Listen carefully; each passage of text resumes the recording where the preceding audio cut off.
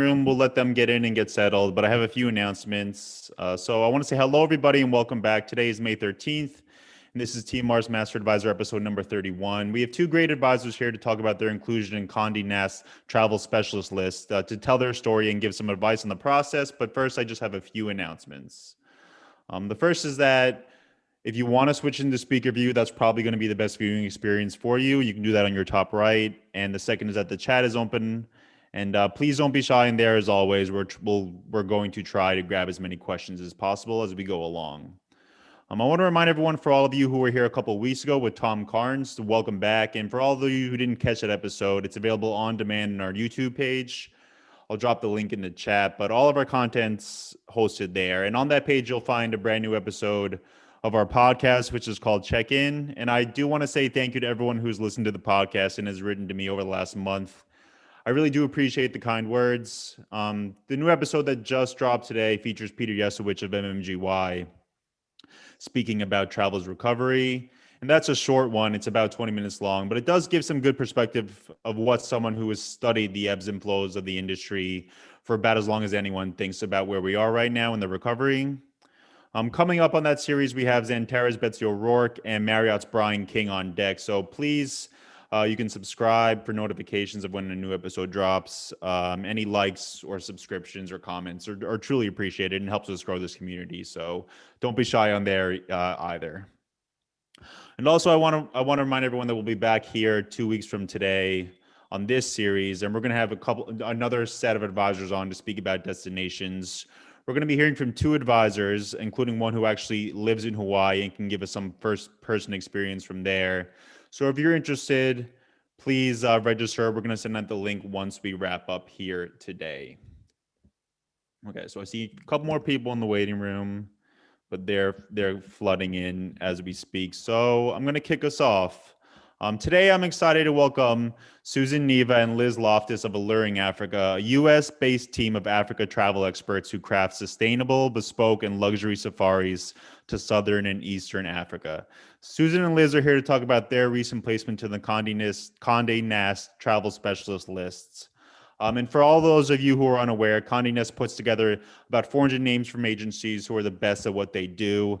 Their tagline for this is that they'll pull off the impossible and spare you the logistics, which is basically the best pitch you can make for using a travel advisor. I want to talk about that process today, but I also want to talk about how to build an agency impressive enough to be considered by Conde Nast. First, I want to say congratulations and welcome to Susan and Liz, and thank you both for joining me here today. Thanks for having us. Yeah, our pleasure. And we're looking forward to it. Well, let's kick us off here and just get a little bit of a background on your agency. And Susan, I hope this one is a good question for you to answer. But can you just walk us through a little bit of your experience in travel, how the agency came about, and anything else you want to add about that you think would be appropriate for the audience to know? Yeah, sure. Age before beauty, I see. I got into travel because I didn't know what to do when I left high school. And my dad said, why don't you just try travel? I think he thought he was going to get free tickets. But yeah, that didn't work out for him. But it worked out for me. So I've been doing this for 30 years this year. So it's been a long time. And I've enjoyed every minute of it. I wouldn't do anything differently. I've enjoyed so much selling Africa since I've been here. Let's see, when did I get here? 93, I started selling Africa specifically. So I've just really enjoyed being able to focus on one thing and one thing that I know. So it's in my heart. I'm sure everybody is wondering where exactly your accent's coming from. And what was your journey like, I guess, for coming from wherever you were based now to the United States? I grew up in South Africa. I was born in America because my dad was working here at that time, just for a few years. But then when I was 5, we moved back to South Africa, or he moved back to South Africa, should I say? And yeah, that's where I grew up until I came here to California in 1993, and I've been here ever since. Okay, and then how did you get into selling travel? What was that process like? I mean, you mentioned after high school, but when did the idea of becoming a travel agent or becoming a travel advisor and selling something as specific as safaris become a reasonable thing to think about for you? Well, travel came to me after, after I finished high school. I needed something to do. And as a living in a nomadic family, they traveled a lot as kids. My dad did, and we did. It just seemed like a good fit for me. And then when I came here to America, it was natural to want to promote Africa because Yeah. that's what I know. Well, Liz, I wanna ask you a little bit about your background too before we get into the specific questions about Conde Nast. How did you end up in the place you are right now? And again, I mean, how has your journey been, and why Africa and why safaris for you? So it's pretty wild. I've done many different things. I was a camp counselor. I worked for a tech company. Jack of all trades, master of none, I guess, maybe just kind of trying to find what the right fit for me was. And I was working for an older couple about 7-8 years ago. And they had a travel agency that they had started on their own because they wanted the benefits of it, getting those net rates for their, 50-day cruises around the world. And I'd always kind of had a gypsy heart, but I didn't even have a passport. I'd never really traveled outside of the United States, but it had always been something that I felt like was a part of who I was. And so that kind of dipped my toe in the water a little bit. And I met the owner of our company at brunch, and we were just chatting. And next thing I know, I was there 2 weeks later, working with them as kind of a trial basis to see how it would work. And with the company's primary focus being Africa, that was the natural transition for me. And the owner of our company is originally from Kenya. And so within the first couple of months of working for the company, I got my passport, off I went. Now I've been to Africa many times, and I traveled to other places, but there's just something very special about stepping off the plane and breathing in the air of just the continent in general. So here I am. Yeah, well, thank you both for that. And I mean, just for the audience, is Alluring Africa online only, or is it a storefront? We do have a storefront in Winter Park, Florida, but with the pandemic, everybody's kind of shifted and changed a little bit. So Susan is in California, I'm based in Florida, and most of our other team is also here in Florida. So, as anyone in travel knows, really all you need is a cell phone and an internet connection to do your job well. And even as the shift, we had the storefront, but it didn't necessarily garner us a whole lot of foot traffic. It more just gave us an establishment within the local community, with the Chamber of Commerce, that kind of thing. So it started getting our brand awareness, but it didn't necessarily bring us a client base, I guess. Yeah, and I'm wondering now, because we're hearing so much about international travel versus domestic travel now, and so much about this pent-up demand. And Susan, this one's for you. Could you talk a little bit about the demand Alluring Africa is feeling right now for those specific kinds of vacations? And are you feeling a big pent-up demand? And is it a destination you believe your clients are very anxious to return to or to experience for the first time? Oh, absolutely. It's just a huge pent-up demand. I can't even believe the number of last-minute bookings that we're getting, and just requests and people and dreamers too. Everybody just wants to go. And I think a lot of people, even the ones that postponed from last year, are saying, I don't care what I have to do. I don't care if it's 8 COVID tests for my whole trip. I'm just going to do it because I want to go. So everybody's really anxious to get out there again, and it's good.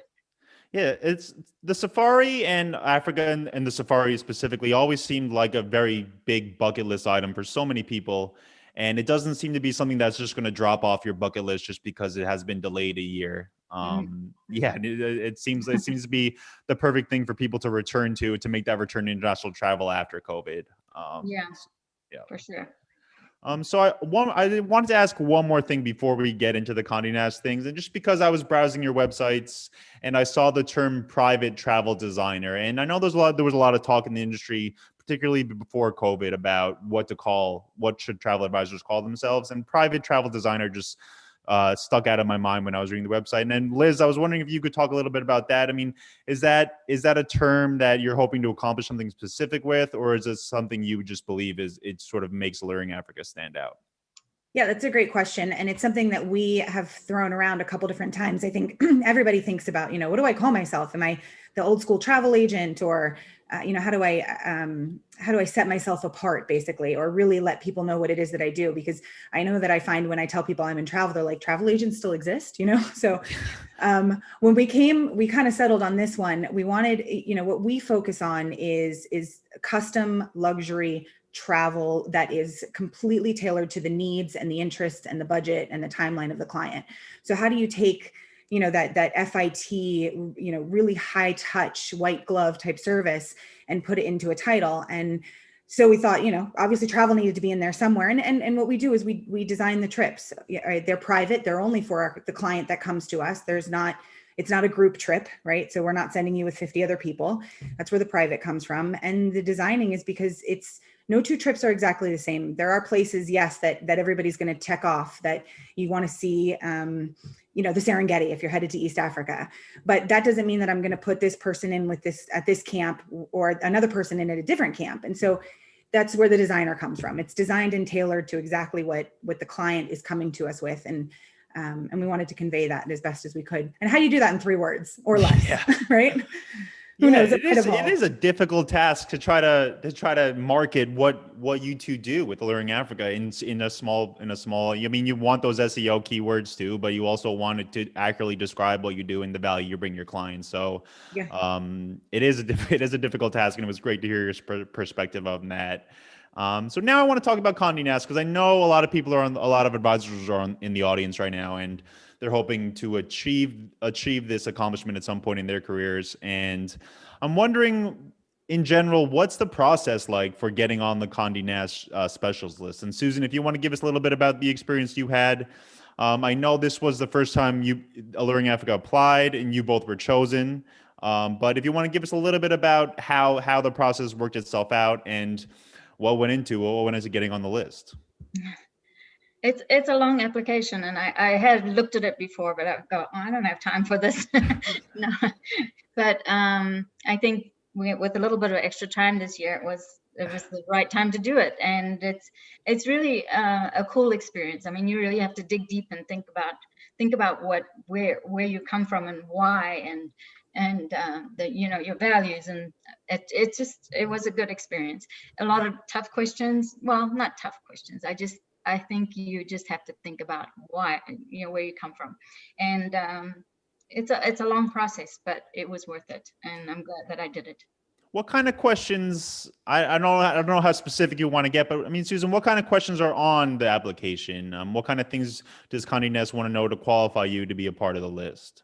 Yeah, well, it wasn't. When I say tough questions, it wasn't like you're digging deep inside your, your mind. But for me, it was tough because being older, you can't remember stuff anymore. But it was just questions about the most, amazing experience that you've organized for one of your clients, or what was the most unusual thing that you've ever done, or just off the wall things, just unusual experiences. We do our job every day. We do what we do, and we provide the great service that we do to all our clients, but there's always that one that needs something special, and were you able to pull it off, and what are you able to think about? How do you think outside the box? That's important. Africa is not in a box, that's for sure. Yeah. There's a lot of things that we do right, but there's a lot of things that you can do outside the box too, and you have to know what those are. Well, Liz, I see you nodding your head, and I'm wondering, I mean, when Susan mentions those outside the box things, or those stories about going above and beyond for clients and going above and beyond to plan those vacations, are there any stories that you can mention to us that sort of prove the worth and prove for your ability to get on this list? Goodness. Well, everything, you treat each trip as its own, special and unique and important trip, because you never know what the story behind the clients is, or, what their purpose behind the trip is, or, maybe they've been looking forward to this their entire lives, that kind of thing. So really for me, I'm looking at every single trip with that. What can I do to really set this trip apart for them? There are the older couple that this is literally their last continent to check off, or something like that. And you're making sure that there's a really special note, or you hear that somebody's super into animals, right? Obviously they're going to Africa, but maybe they really like elephants. So you organize this experience where they can go like walking with the elephants, or collaring a lion, where you're getting involved in the conservation element of things. So a big piece of what we do is obviously sending people to Africa, but we really want to focus on that conservation element too, and find unique ways to really teach the client and share with the client these amazing things. I mean, and there are times too, you've got the client with the private jet that you've got to organize, or the art tour in Johannesburg. But like I said, every trip is really, it's about how you can make every single trip unique and special, and exceed the expectations of the client. Yeah, and I know there's a lot of advisors on the call who have been with us when we've spoken about PR with Kathy Sudeikis in a few of these sessions, and a lot of them had the same question. It's a generic PR question almost. It's about how do you get noticed from these consumer travel editors. And I know there was some your connection with Conde Nast, and I guess Liz will ask you this one too. Your connection with Conde Nast goes back to sort of to almost getting an inside shopper from Conde Nast come to your agency. Is that right? Yeah. It was pretty unique. So we, client contacts you and says, here's what I've got going on. I've got this budget. I'm a honeymoon client. Here's my interests, so forth and so on. So I put together the trip as I usually would, and come to find out after the fact, like the client is literally leaving, and I found out that, she's a Conde Nast editor.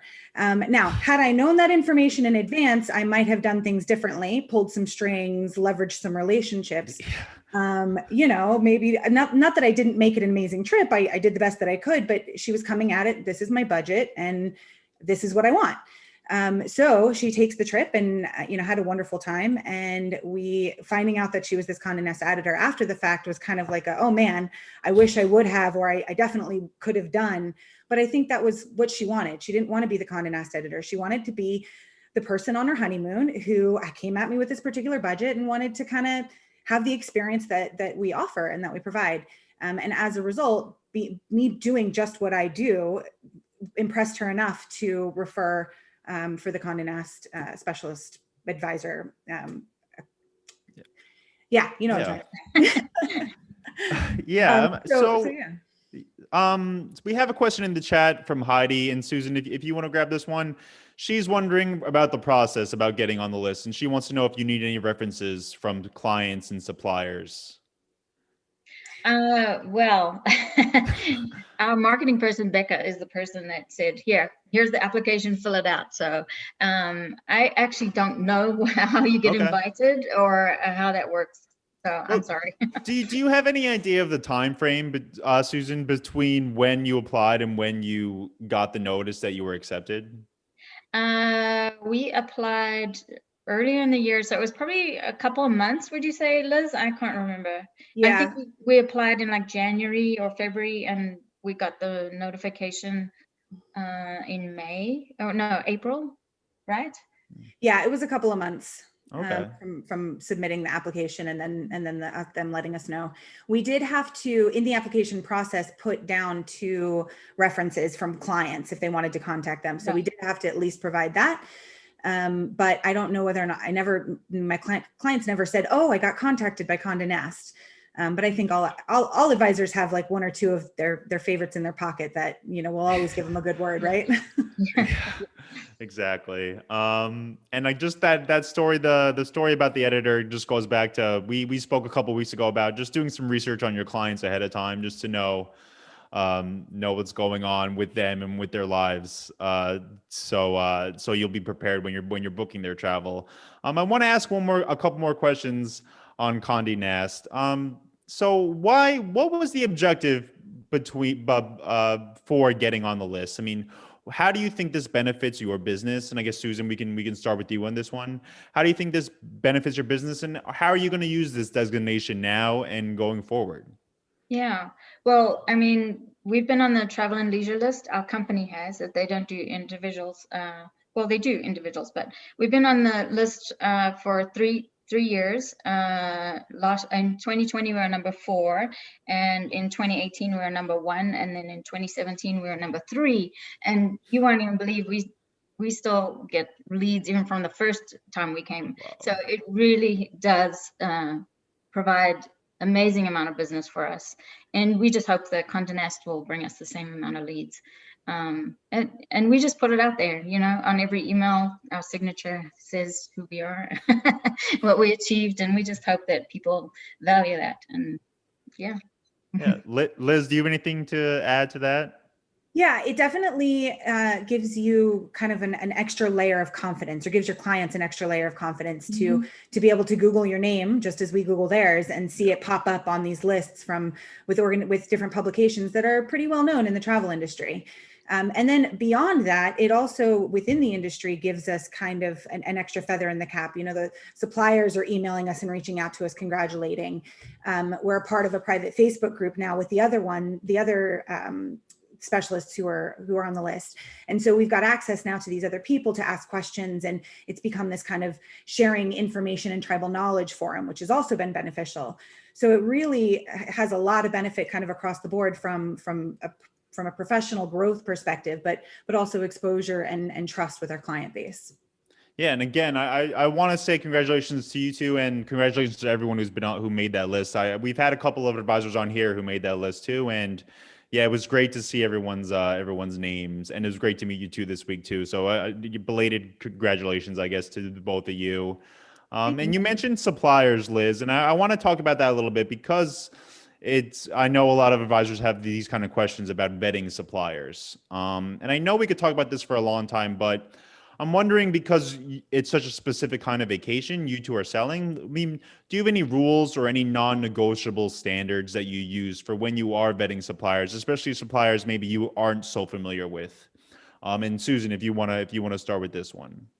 Yeah, I think we just mainly find people that are more aligned with our core values, and make sure that they are, sustainable, and, just doing things the way that we do things, very personal, outside the box. I'll say it again.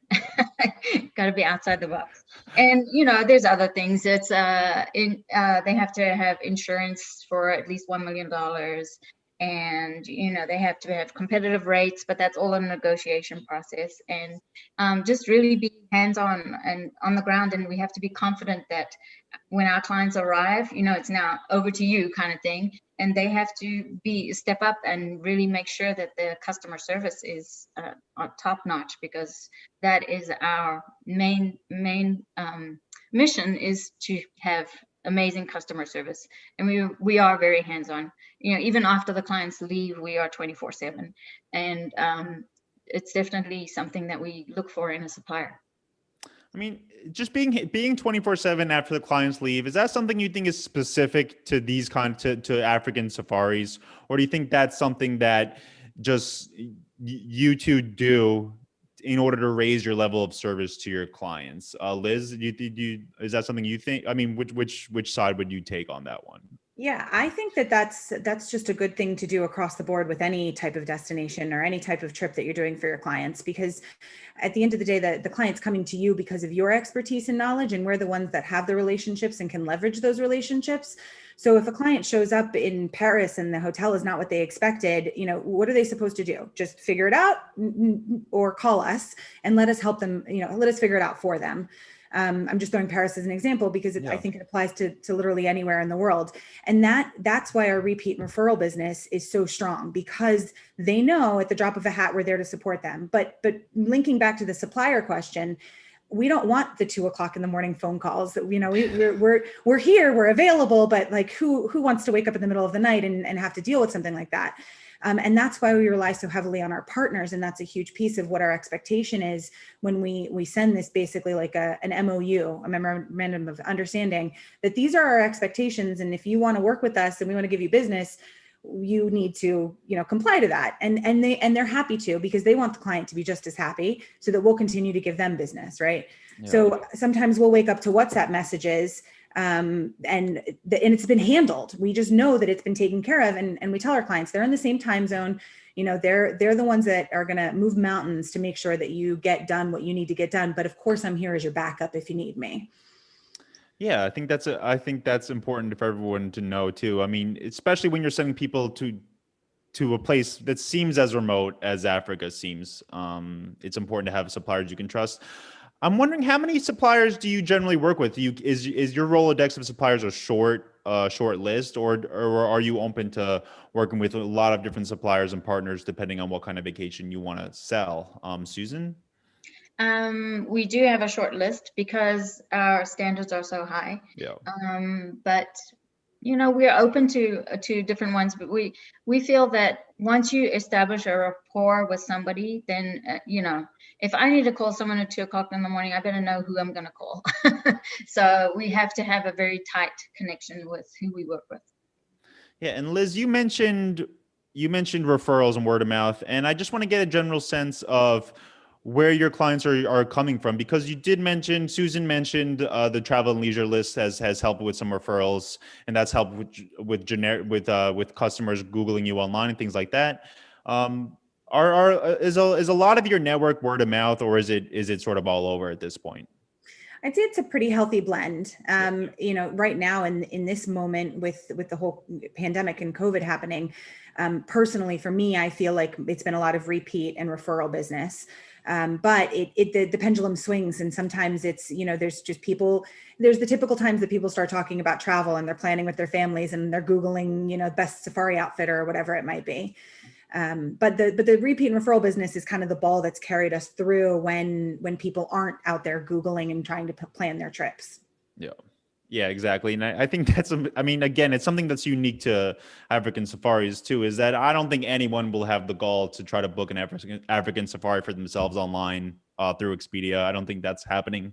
People have tried, and then usually they come to us and they're like, I can't, I need your help. I honestly, I wouldn't even know where to start if I was embarking on this kind of journey. So again, another reason we try to go through reasons to book with the travel advisor all the time. And that's just another reason right there. So we have about 15 minutes left. If anyone has a question in the chat, please drop it in and I'll pass it along. We'll try to grab as many as we can as we go along today. But one thing I want to touch upon, because we spoke about it earlier in the week, is that special touches is important to Alluring Africa and to the business you two do. And a couple of weeks ago, we spoke about reaching into your pocket to help with client relations. And I wanted to ask you about your philosophy behind special touches. What kind of cost is that to you? And then what kind of value do you think that provides to your client relationships? Susan? I think that Africa has hospitality down. So it's the matter of whispering in the right person's ear as to what you can get. So you don't have to dig too deep, but the value it brings is enormous. For example, I had a guy that said he was going to Kenya and he wanted to propose to his girlfriend. Well, I organized for that to be at the Nest, which is in the Masai Mara, which is a tree house, and they were gonna, do it with rose petals and champagne and whatever else. And the Nest is available to everybody, but it's just, finding the right thing in the right place for them to do that, and they will just take it. You just have to say proposal, and they know what to do. And I had another guy who proposed to his girlfriend in the Serengeti, and it's just the same thing. You just have to tell somebody, and they will take care of it. So it's very easy. And Liz, I'm wondering about you two on that end. I mean, are those the kind of special touches that you look into too? And I'm also wondering, because Susan mentions the Serengeti and the Nest, and I want to know how you created a knowledge of Africa, especially as someone you mentioned who didn't even have a passport at one point. Yeah. So on the special touches, I totally agree with Susan. Africa really, they just do it well, and they do it right. And you don't even really have to tell them anything other than what they're celebrating, and they'll do it. There are times when I know something's going on, and so you contact like the manager of the hotel and ask him to drop a bottle of wine, or maybe a handwritten note, or the higher the budget client, maybe if this is one really special occasion, you include like a champagne toast at the top of a mountain or something like that. But even if it is the lower budget clients, you're still trying to find a way to plug something in, and it usually doesn't have to cost. It could be something as simple as a handwritten note, that the manager drops on their bed for them on your behalf. So I think the special touches are crucial, and the clients love it. They're sending you WhatsApp messages. Oh my God, thank you so much for my bottle of wine, so. And then the Africa question, Yeah. how do you absorb? It is constantly ever changing, like the face of travel in general, right? There's new hotels popping up everywhere. So a big part of that is the relationships that we have with our partners and the education that they provide, and also relying on their expertise in the places where maybe I have a gap because I haven't, been to Tanzania in 3 years, and there's 50 new properties that we need to pay attention to. So our partners are really good about educating us and updating us through, webinars or what have you. But also a really big part of that's just going. I mean, I'm the type of person that I learn better when my hands are in it. And so you can tell me the names of 50 different airstrips, but until I actually land at that airstrip and see what it's like, I'm probably not going to retain that information as well. So going is, I think, a huge part of it. And anyone in travel knows, I mean, you can sell the destination a lot better once you've experienced it. But the other thing too, is it's a lot of emotion. I can talk about Africa and my face lights up and I get so happy and I get so excited and I get goosebumps because it's just such a special destination no matter where you go. So just that alone makes people kind of, oh, hey, I want to feel that feeling. So if I don't necessarily know that this is the best hotel for them when I'm talking to the client on the intro call, I can at least sell them the emotion of how incredible it is, and then lean on my partners to say, hey, okay, let me tell you about these people. What are your thoughts? And that's kind of carried me through to this point. Wow, that is a great point. You can sell on emotion, and then the knowledge, I guess, can be filled in at a certain point. Yeah. So Liz, how pre-COVID, I guess, would be a good period to ask about. But how often were you in Africa pre-COVID? So we typically go once a year. Okay. And the trip will range anywhere from 2 weeks to a month. So the last trip that I personally took was to Uganda and Rwanda. And it was somewhere around 15, 16 days. And the travel agent trip of one stop, one night, right? Where you're just kind of flying and going. But yeah, so every year, and we try and, it's important for us to hit our core destinations first, and kind of hit those important pieces first. The Serengeti, Tarangire, Ngorongoro Crater, whatever it might be, the ones that people know when they Google Africa, if they're looking to put together a trip. And then we try and, if we can, add on maybe the not so visited places that second time trip people would go to. Okay. And Susan, is that typically the same for you once a year? I know it's a big haul, it's a long haul to get to Africa, especially you're north of Los Angeles too, so it's even further for you. But is that your typical experience as well? Yeah, typically once a year. That's what we try to do. I mean, certain times in your life you can't always do that, especially when you're raising a family. But beyond that, 2-3. I'm ready now. I'm ready. I can do this anytime. Well, what are your plans now? I assume you were both very anxious to get back to Africa, especially. I mean, have you been since February 2020? Have you been back there? I haven't been. No, I don't know. Liz hasn't been anywhere either. But my next trip is to Uganda. I'm taking a group of, there's going to be 12 of us. We're going to go do some gorilla trekking. So I'm excited about that. And Liz, is that the same? I assume you haven't been since COVID hit either. No, I haven't. So next for me will be Kenya, and I have don't exactly know when that's on the calendar yet because I've got a 3-week-old at home with me. So we'll wait until she's a little bit older before I'm ready to go to another continent again. But I want to piggybacking off of that. Another thing that I think is so important and what really helps to set us apart is, if I am scheduled to go to, let's say, Tanzania this year, then I'm covering Tanzania for the team. And then Susan will go to Namibia, and she's covering Namibia for the team. That doesn't mean that I'm not going to eventually get to Namibia, but she goes and I go, and then we share our tribal knowledge. So even if it's a client that's contacted me and it's Namibia and I haven't been, I can rely on Susan to kind of support me with the information. Yeah. So we all try and pick a different destination every year too, so that it's kind of spread out. Yeah. And I think, again, we spoke about collaboration a few times, and it is such a unique community, the travel advisor community. And it is always great to hear people being able to collaborate and share information that some other professions might think isn't shareable. So we have a couple questions one from the chat and one from the YouTube chat too. So we're monitoring that too for everyone on the YouTube chat. But Doreen asks that she had her first client for East Africa. And she's just wondering where she could start with knowledge, gathering knowledge, I guess, to put this kind of vacation together. Liz, if you want to dive in on that one. Sure. Yeah. So there are tons of different resources online, and various websites. Our website included has great information. But Alluring Africa works a lot with travel agents, and you'll find that a lot of tour operators, safari tour operators, do. Many who are on the list, let's say for like Travel and Leisure top safari outfitters, do work with the trade, and it's important that the trade knows that channel is protected. So if the client ever comes back to us or to one of them and says, "Hey, I'm ready to go back to Africa," then we would say, "Wonderful, let me loop Doreen in on the conversation, and let's talk about how we can get you there." So that's really important. It's protected, but we're your pocket. I've said this to agents before. We're your pocket experts, right? We're here to make you look good, especially if you don't have the knowledge and the experience that having not been to Africa or what have you.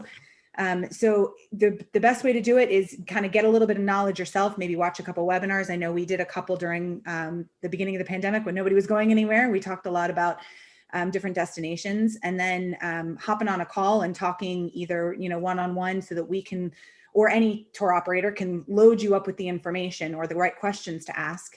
And then there's even been times where we've done like conference calls where the client and the agent get on the phone with us, and we can, ask the questions that are necessary to put the trip together. And then we kind of hand it off and let the agent run with it.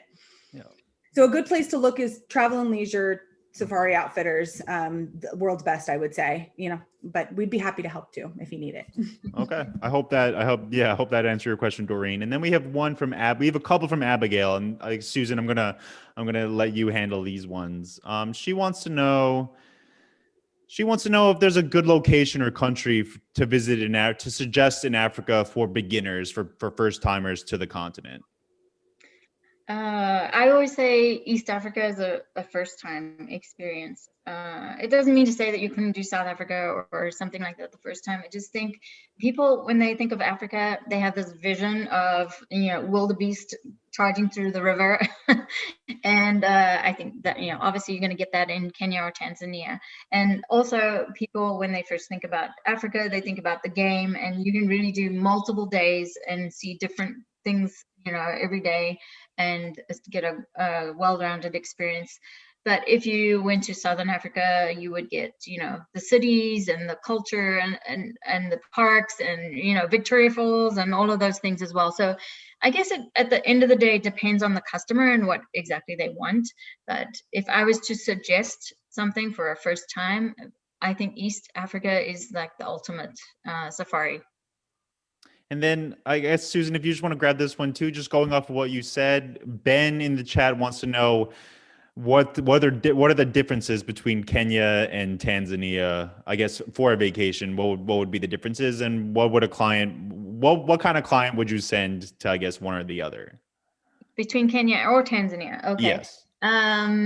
They both offer a great safari experience. I think mostly people would go to northern Tanzania, and they would, you have to consider that you're visiting the national parks. I think Kenya has more of the private conservancies, and there's a big difference between staying in a private conservancy versus, a national park. You can do night drives and walks and extra activities that you can't do in a national park. Having said that, Tanzania has definitely some iconic areas like Serengeti and Ngorongoro crater. So ultimately, I think it just depends on the customer and what sort of thing that they're looking for. If they want to do game drives, or if they want to drive from point to point, or if they want to fly, it really, the difference between Kenya and Tanzania is so minimal, but it really depends on the customer at the end of the day and what sort of experience they're looking for. So that's okay. I didn't answer that question. No, I think you definitely answered that question. And then Liz, we just have one more, and then I have a couple more questions, and then we'll wrap up today. But Abigail, again from YouTube, wants to know, do you need to have or learn any special languages to work in the African travel industry, or to visit as a tourist, or is English going to be fine? Yeah, so I remember when I first started working and doing this, we were getting updates from our suppliers and they're talking and it felt like they were speaking a different language because the names of the properties and the airstrips were all, in African or in different dialects. But you yourself don't need to. English is actually really widely spoken everywhere in Africa, especially in the safari camps and that sort of thing. So at best, what you'll learn is a couple of keywords like how to say thank you and please and that sort of thing. But working or visiting, English is even in the airports. So it's not too difficult to kind of find your way around. What is the air service like from the States to Africa? I mean, I obviously assume you're connecting somewhere in Europe, but is it a typical thing, or is it something that you have to plan ahead, or is it something new every time, or is it sort of a standard thing? Susan, if you want to grab that one. You can go through Europe. It just, again, it depends on your destination. There are many airlines that fly, KLM through Amsterdam, Emirates through Dubai. There's direct flights. United has the direct flight into South Africa now. So there's many opportunities. Ethiopian is a great experience because you can fly through from USA directly to Addis Ababa, and then with connections all over Africa. So there's definitely many different opportunities, just depending on where someone's coming from or where they're going to, or that kind of thing. And we have Liz, this one for you, but we have one more question in the chat. John wants to know if you have any recommendations on areas to avoid when you're looking into Africa. We wouldn't necessarily there are areas to avoid in any country that you visit, right? Yeah, every city, yeah. Yeah, so there are definitely, like I said, there's places to avoid, but I wouldn't not travel there because of, certain places, because of things that are happening. The key really is just education and research. Primarily when people think of going to Africa, you're going to get your top destinations of South Africa, Botswana, Kenya, Tanzania, right? People typically think of like this core group of countries when they think of traveling to Africa for safari specifically.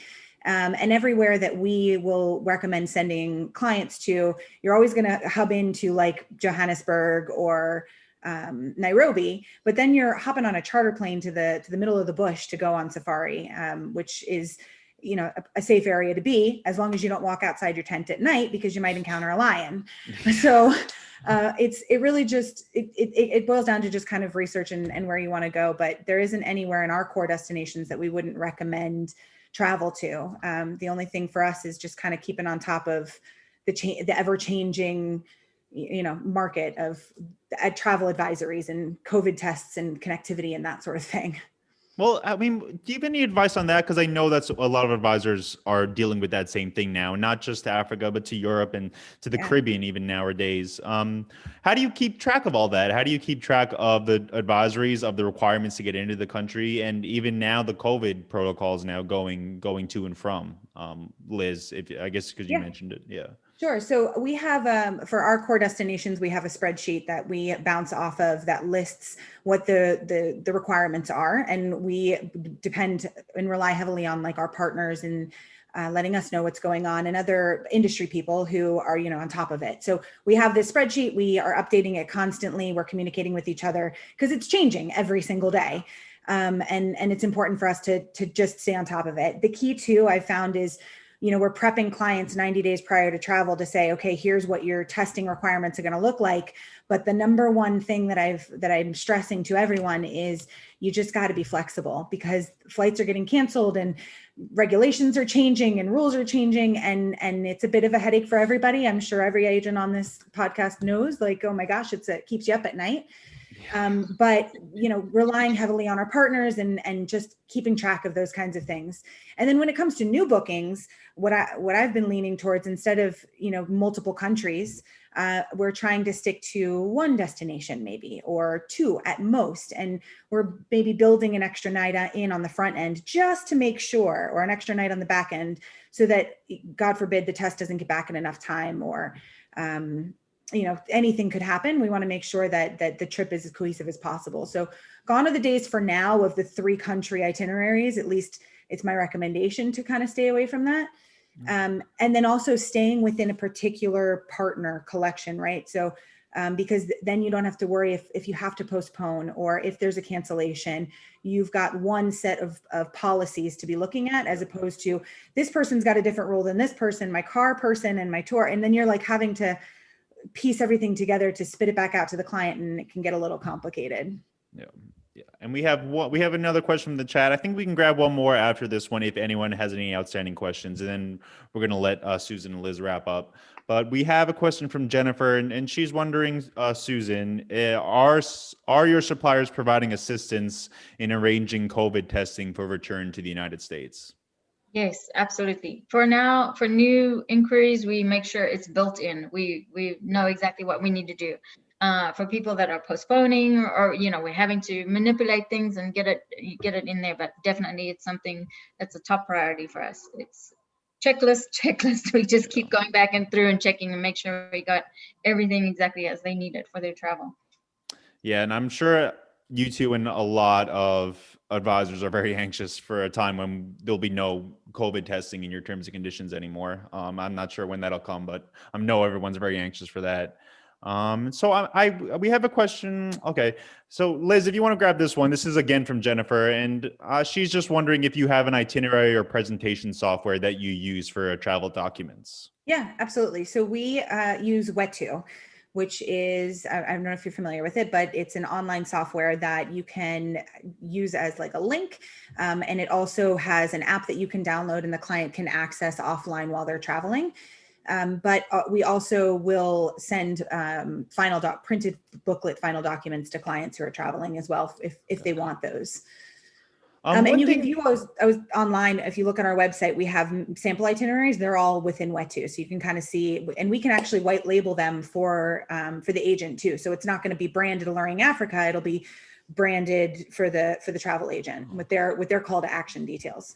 And your final documents, you mentioned earlier in the week, they turn into coffee table books. Is that correct, Liz? Yeah, I love that about them. And I think that's why we still do it, because they're travel size. So the client will throw them into their bag and take them with them. We want to, take away the questions so they don't have to be worried about where they're going and what they're doing. But I've been to clients' houses and they've got them sitting on their bookshelf. I've planned several trips for them, or they've told me how I've gotten a referral from a client who said, "Oh, so-and-so gave me your booklet. It's so beautiful. We want one just like it," so, or it'll just be sitting on their coffee table and it's a memory for them. There's a place in the back for them to put notes. It's got beautiful pictures on it. So yeah, I think it's a nice little keepsake. Yeah, there is a certain level of romance in having a ticket stub or having even a boarding pass now. I know everyone has everything on their phone. Like when I go to a baseball game now, I can't even, everything's on the phone. So right. Yeah, it is nice. It is nice to still get paper documents. Yeah. So we're going to wrap up here. I see a couple more questions coming in, but I think we actually answered the French speaking one. And Liz Plan just wants to know, it's called Wetu, W-E-T-U? Yep. Okay. But I want to give you both the chance to just sort of wrap things up today. Is there anything else you want to add? If anything else you want to talk about, I know it's a weird time to reflect on sort of your career journeys at this point, but getting on the Conde Nast specialist list is certainly something to reflect upon. And if you have any advice for advisors who are wanting to get on that list, any advice for advisors who are wondering how to start talking to their clients or improving their business, or anything you found in your careers that you would want to pass on. Susan, if you want to start us off, that would be great. Yeah, I think mostly customer service. You have to be hands-on. You have to be available to your clients. Call them right back, answer their emails, answer their questions. Africa is about learning. Africa is more about education. So when somebody calls you, it's because they don't know what to do. So you have to guide them, and you have to be, you have to be their resource, or I should say. And I think if somebody is wanting to build Africa business specifically, you have to, or any business, you have to have a mentor. You have to have someone you can turn to and someone you can ask questions and someone who can lead you, because otherwise there's so much information out there, you just don't know how to weed through it all. So you need somebody who can guide you and help you focus. Yeah. And Liz? Yeah, that's great advice. I mean, it's the industry is all about relationships. It's the relationship that you have with your partners and your suppliers. It's the relationship you have with your clients. And I think a big one is don't be afraid to take the risk. Don't be afraid to submit the application just because maybe you don't necessarily have, you don't think you have enough experience, or maybe you see something come through and you want to submit to media, do a media pitch. Don't be afraid to take the risk, because all that can happen is you're going to create a new relationship with somebody, and you're going to gain experience and knowledge. And in this industry, it's always about learning and growing. So I would say take risks and create relationships. Well, I really appreciate you two letting me create some kind of relationship with you guys this week. It was great to meet you. Again, congratulations on the placement. It is a big accomplishment, and you two should be very proud. I'm sure you both are. I want to say thank you to everyone who joined us today, and hopefully you'll be back in 2 weeks when we'll talk about destinations. But again, thank you, Liz. Thank you, Susan. Thank you, everyone. Hope everyone has a good rest of your week, and hope to see you all very soon. Thank you.